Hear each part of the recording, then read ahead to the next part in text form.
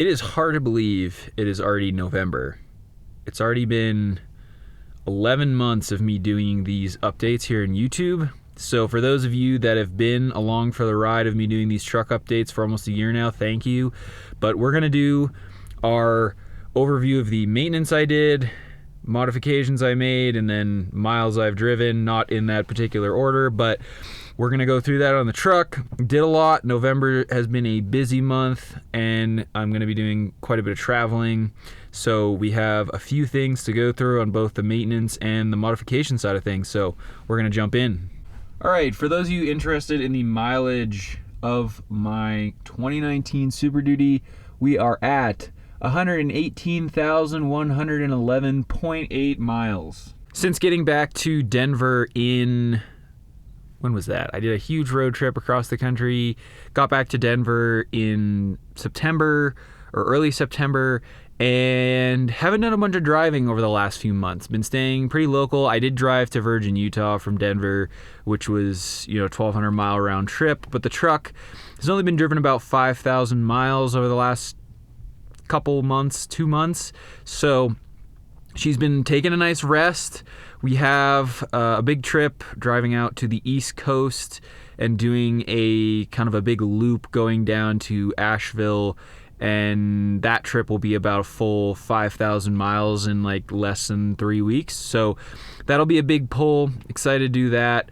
But the truck is definitely going to crack 120K before the end of the month. For maintenance, this month I've did the transmission and the transfer case. I'm trying to sync them up to do them every 60,000 miles. That's recommended by PowerStroke Tech Talk with A-Rod. A-Rod recommends 60K for transmission.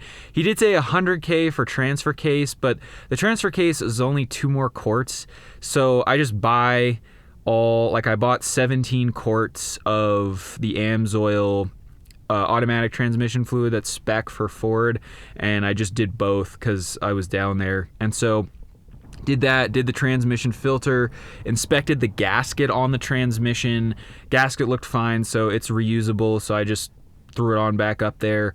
And that was what I did in terms of main fluids. We did both primary and secondary coolant as well. So I am going to do a video eventually showing the tool I use to get the secondary coolant valve open, but it's pretty easy. Honestly, the longest part of doing the coolant for me was just waiting for it to drain, because the valve is really tiny and the primary is like almost, 4 gallons, 4.5 gallons, I think is what I put back in. So there's a lot of coolant in there, and then the secondary is pretty quick. It's like about a gallon or less that comes out. So those were fast. Just used a 5-gallon bucket, took it to a local coolant recycling center. They took it for free, so it was pretty quick and painless. Also greased the front end and checked over the air filter. I haven't done a cabin air filter in a hot sec, so I'll probably do that when I get to 120, 130 perhaps.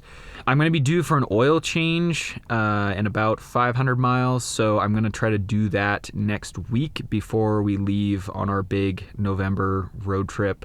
And then as soon as I get back to Denver, I'll be changing it again, because that'll be about 5,000 miles.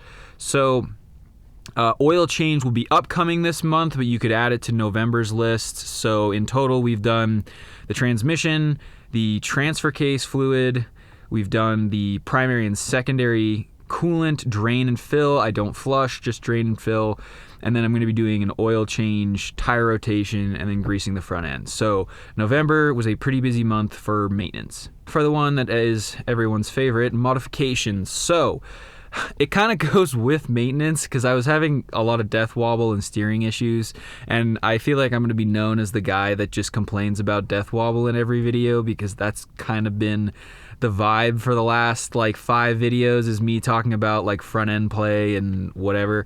But it's been an issue for me, so that's what I'm making videos about. But I I hired my brother, who is a local mechanic. He does mobile mechanic services, and he installed the Apex chassis steering linkage kit. So new tie rod ends, and drag link. And then I got a special clamp from Apex chassis so that I could, because the tube diameters on there are just insane. They're double OEM. And so I put on that, and then I had to get an Apex aftermarket clamp for my Fox ATS steering stabilizer just so it would all fit. So we got that on, and let me just say that if you're on the fence about doing an upgrade to an aftermarket steering kit, I can't comment on any of the other brands, but Apex chassis with the PMF track bar is insane. The truck drives better than when I had the brand new Ford, like from the Ford dealer steering components. And I legit looked at my records. It was 45,000 miles ago when Ford warrantied my entire front end. So I only got 45,000 miles with a Ford Motorcraft drag linked and tie rod. Like, it's just insane to me how trash their parts are.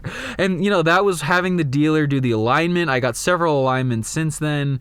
I was chasing like the wobble because I thought my tires weren't being balanced correctly, and turns out it wasn't even really the tires. I think they do get a little bit of like a shimmy when I'm at like 68 to 70 miles an hour, but it legit was just the poor quality of the ball joints in all the steering components with the Ford stuff. So if you're on the fence, all I can say is just do it.